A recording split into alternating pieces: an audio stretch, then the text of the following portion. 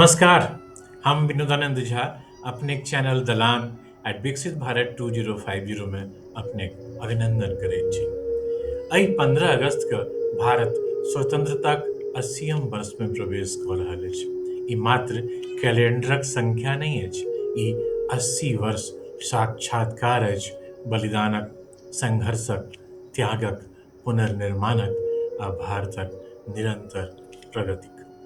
1947 में भारत स्वतंत्र भेल।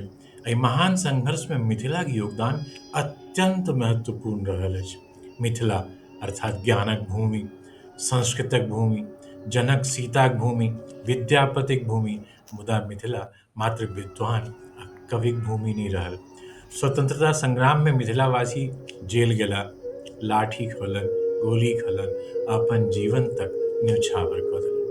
1857 भारतीय स्वतंत्रता संग्राम में बिहारक विभिन्न क्षेत्र में अंग्रेजी शासनक विरुद्ध विद्रोहक स्वर उठल। मिथिलाक लोक अपन परंपरागत साहस आ स्वाभिमानक संग अंग्रेजी शासनक विरोध करैत रहला। 1917 में चंपारण सत्याग्रह भारतीय स्वतंत्रता आंदोलनक इतिहास में एकटा निर्णायक घटना छल। महात्मा गांधीक चंपारण आगमन किसानक पीड़ा के राष्ट्रीय आंदोलनक केंद्र में अनलक। मिथिलाक परंपरा में एकटा बात सदिखन रहल आ आइयो अछि, अन्याय सहब नहीं आ सत्यक मार्ग से हटब नहीं। 1942 में दरभंगा में 14 अगस्त से भारत छोड़ो आंदोलन तीव्र रूप पकड़ लेलक। एहि संघर्ष में अनेक स्थानीय नेता आ सामान्य नागरिक आगाँ रहला। ई मात्र राजनीतिक आंदोलन नहीं छल, ई आम लोकक आंदोलन छल। स्वतंत्रता संग्राम में मिथिलाक महिलाक योगदान सेहो कम महत्वपूर्ण नहीं रहल। ओ सब घर से बाहर निकलली, सत्याग्रह में भाग लेलनि, आंदोलनकारी सबके सहायता देलखिन, संदेश पहुंचलन आ अंग्रेजी शासनक दमनक सामना केलनि। कतेको बहिन अपन भाई के कहलखिन, देश पहिने परिवार बाद में। मिथिलाक माटि से निकलल अनेक नेता राष्ट्रीय जीवन में महत्वपूर्ण भूमिका निभौलनि। स्वतंत्रता आंदोलन इतिहास मात्र दिल्ली, मुंबई, कोलकाता वा लखनऊ के इतिहास नहीं अछि। ई दरभंगा, मधुबनी, समस्तीपुर, सीतामढ़ी, सुपौल, बेगूसराय, सहरसा ओ पूर्णियाक सेहो इतिहास अछि। शंभुपट्टी दरभंगा से सत्यनारायण सिंह असहयोग आंदोलन आ भारत छोड़ो आंदोलन में सक्रिय रूप से भाग लेलनि आ कतेको बेर जेल गेला। 1942 आंदोलन में दरभंगा आ समस्तीपुर क्षेत्र में हुनकर योगदान विशेष रूप से उल्लेखनीय रहल अछि। पितौजिया समस्तीपुर से कर्पूरी ठाकुर महान समाजवादी नेता आ स्वतंत्रता सेनानी छलाह। ओ भारत छोड़ो आंदोलन में भाग लेलनि आ अंग्रेजी शासन द्वारा कई बेर जेल पठाओल गेला। स्वतंत्रता आंदोलनक संघर्ष, समाजवादी विचार आ सामाजिक न्याय लेल हुनकर जीवन आइयो प्रेरणाक स्रोत अछि। रामनंदन मिश्र बिहारक प्रमुख समाजवादी क्रांतिकारी नेता छलाह, जिनकर संबंध मिथिलाक सामाजिक आ राजनीतिक परिवेश से सदिखन बनल रहल।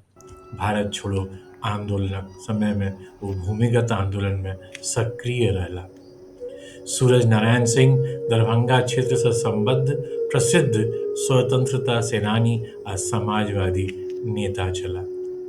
तऽ तारसराय से स्वामी पुरुषोत्तमानंद, बहरी से उमाकांत चौधरी, खरारी से जानकी देवी, ताजपुर से रामेश्वर सिंह आ बिरौल से लक्ष्मण झा भारत छोड़ो आंदोलनक प्रमुख सेनानी छलाह।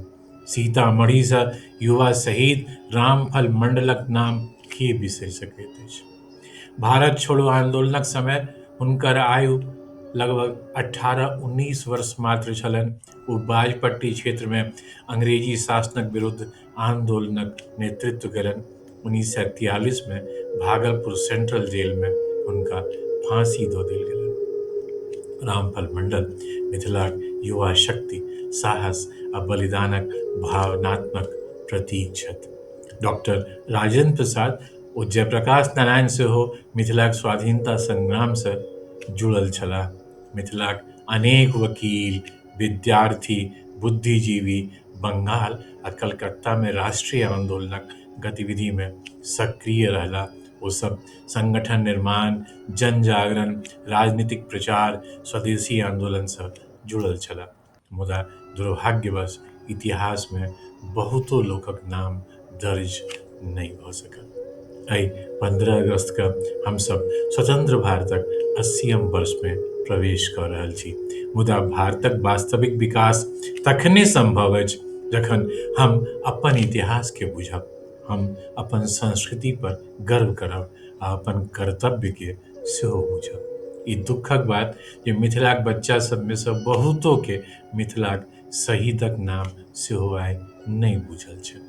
भारतक 80म स्वतंत्रता वर्ष में हम सब मिथिलावासी अपन स्वतंत्रता सेनानी सबके सेहो नमन करी आ संगहि ई प्रण करी हम देशक एकता के मजबूत करब। जय मिथिला, जय भारत, जय हिंद।